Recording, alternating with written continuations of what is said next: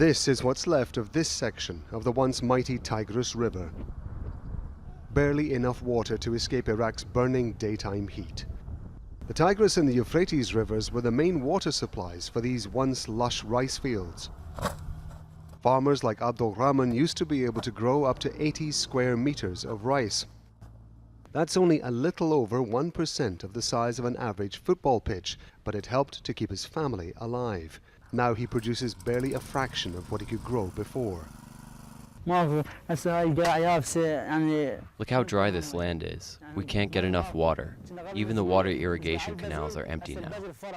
Iraq's Ministry of Water Resources says that levels in rivers like the Tigris here in Baghdad have dropped up to 40% over the last 20 years. They say that partly to blame are dams and reservoirs which are being built in Turkey to the north, and they're restricting the flow of water southwards. But also in the last 9 months, Iraq's only had about half the amount of rainfall it normally gets over the course of a year, and that's making things even worse.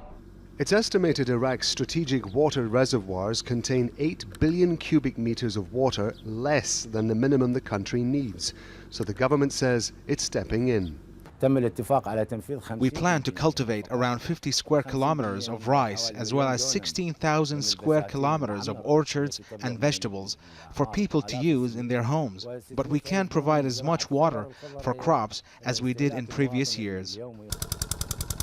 Farmers try digging wells to reach water underground, but it's often saturated with salt, and that's deadly for plants. In the past, we made more profit, and we were rich with crops. Now we can hardly grow enough. Underground water isn't a solution. It's a big problem to not have much water to irrigate your crops. Many farmers are taking jobs as laborers in the streets and on building sites, leaving behind their dying fields. Rob Matheson, Al Jazeera, Baghdad.